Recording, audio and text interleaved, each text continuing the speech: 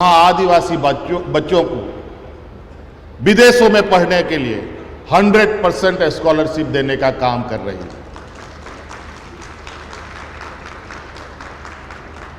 आज कौन इन बच्चों को, कौन इन समूह को आगे बढ़ाएगा? क्यों देश में ऐसे योजनाएं नहीं चली? क्या विदेशों में इन बच्चों को पढ़ने का अधिकार नहीं? क्या ये विद्वान बनकर के, क्या बाबा भीमराव अंबेडकर जैसे सोच के लिए इनको अधिकार नहीं, जो अपने हक अधिकार की लड़ाई मजबूती से रख पाए? आज इसीलिए इस सोच के साथ हमने एक प्रयोग के तौर पर हम लोगों ने यहां पर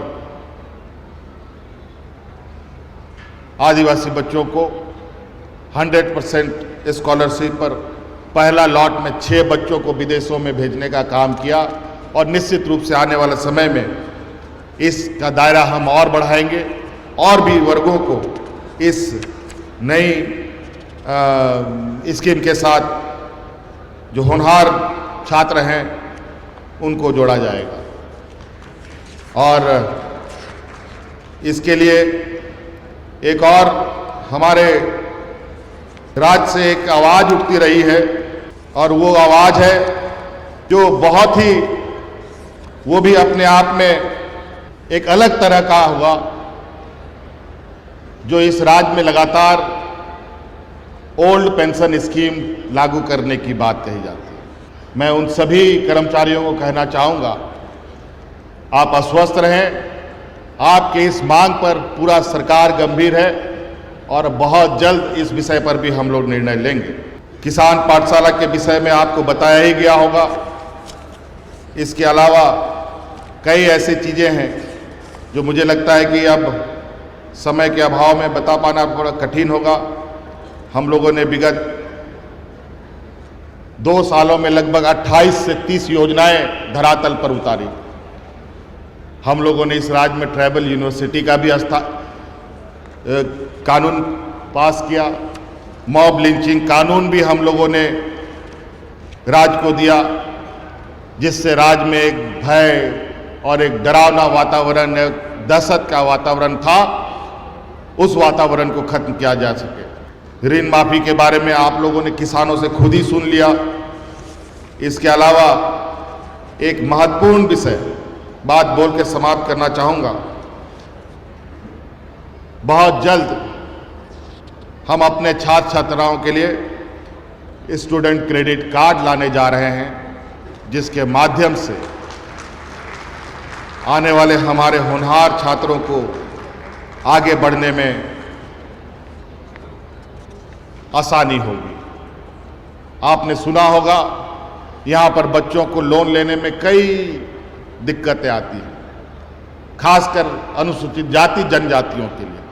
इसके लिए तो हम लोगों ने बैंक कर्मियों से बात भी की, लेकिन ना जाने उनको देखकर क्यों ऐसा लगा कि उनकी इच्छा ही नहीं है देने के लिए इन वर्गों को आगे बढ़ने का। आदिवासी दलित पिछड़ा इस राज्य में लगभग 50% है और 50% लोगों को आज इस राज्य का बैंक कोई सहयोग नहीं कर रहा। और आप अंदाजा लगा सकते हैं कि इन 50% लोगों को सहयोग ना करना राज्य को विकास के रास्ते पर बाधा डालने के बराबर है। इस विषय पर हम बहुत गंभीर हैं और बहुत जल्द इस समस्या का समाधान भी हम लोग निकालेंगे। और इसके लिए भारत सरकार हो या रिजर्व बैंक ऑफ इंडिया हो, जो भी हो, इसमें कानून में जो संशोधन करना हो वो हम लोग कराने का प्रयास करेंगे। इसके लिए कानूनी लड़ाई भी लड़ना हो तो उसके लिए लड़ेंगे। इसके साथ साथ अंत में आपको मालूम है,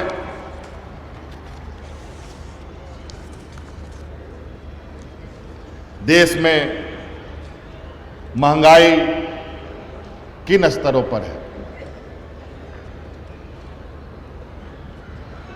और महंगाई का अगर हम लिस्ट टांगना शुरू कर दें तो मुझे लगता है इस पंडाल में झालर उलर ऊपर, तिरपाल ऊपर लगाने का जरूरत नहीं है। पूरा ढक जाएगा महंगाई से पूरा पंडाल। महंगाई अब धरती पे नहीं है, महंगाई अब चांद में चला जा चुका है। और इसका असर जहां लोग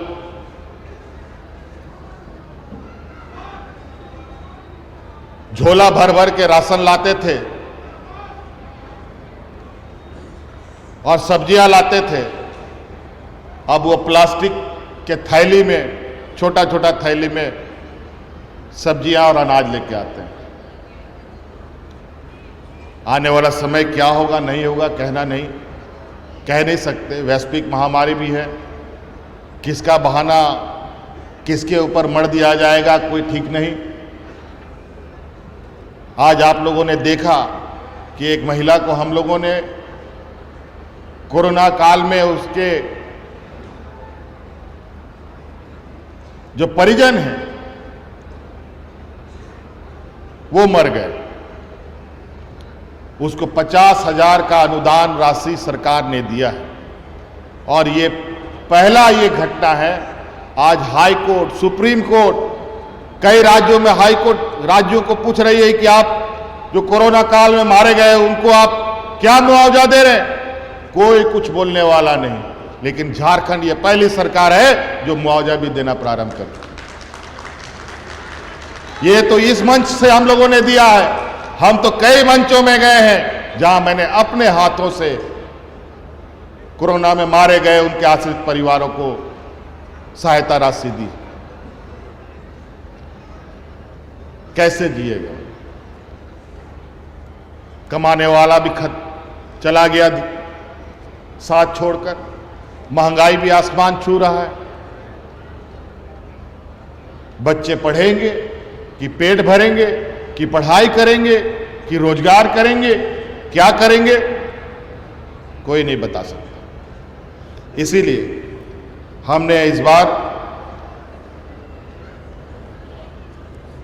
जो देश में पेट्रोल और डीजल की जो दाम आसमान छू रही है, इसका बुरा असर गरीब और मध्यम वर्गीय छोटे मझोले के ऊपर जो पड़ रहा है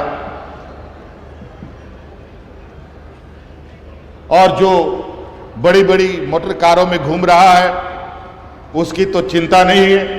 उसको तो खैर 150 रुपया जेब से निकल भी गया तो कोई फर्क नहीं पड़ता। लेकिन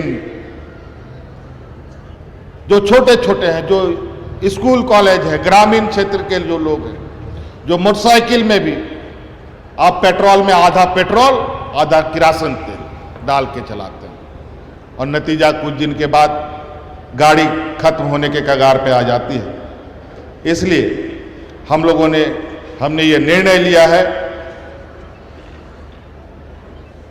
कि लोग को इस समस्या से निजात दिलाने के लिए मोटरसाइकिल पेट्रोल पर गरीब मजदूर मध्यवर्गीय लोग इनको अब 25 रुपया प्रति लीटर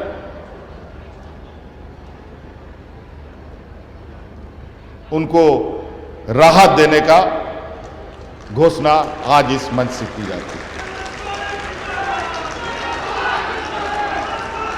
अब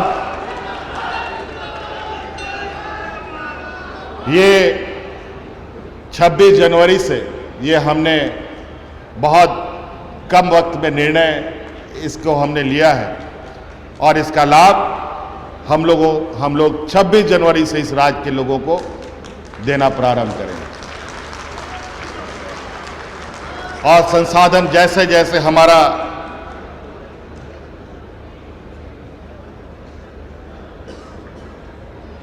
संसाधन बढ़ेगा उसके अनुरूप राज्य के लोगों को हम लोग राहत देने का काम करेंगे और जो भी हमारे संसाधन में आएगा वो राज्य के बीच में वितरण होगा।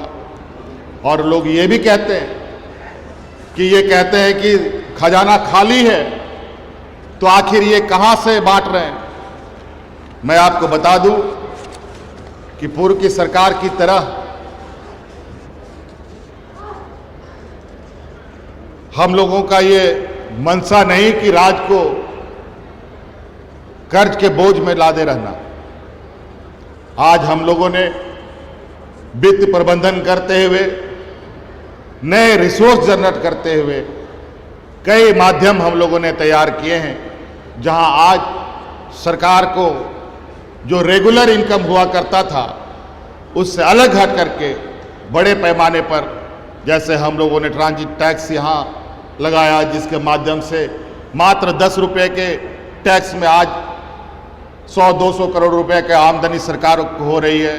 और आज के दिन से ही हम लोगों ने टोल टैक्स को भी प्रारंभ करने का निर्णय लिया, जहां बड़े पैमाने पर यहाँ पर माइंस मिनरल्स के माध्यम से जो ट्रकें हमारे सड़कें खराब करती है, उनके सहयोग से एक बड़ा आय का सोर्स बनाने का और इस राज्य को आर्थिक संसाधन जुटाने का काम में हम लोग लगे हैं। ऐसे कई चीज़ें हैं जो नए रिफॉर्म्स के साथ सरकार आगे बढ़ रही है, संसाधन भी जुटाएगी और राज्य में जन कल्याण कार्यक्रमों को भी आगे बढ़ाएगी। इन्हीं बातों के साथ आप सब लोगों को बहुत बहुत धन्यवाद। जोहार, जय हिंद, जय झारखंड।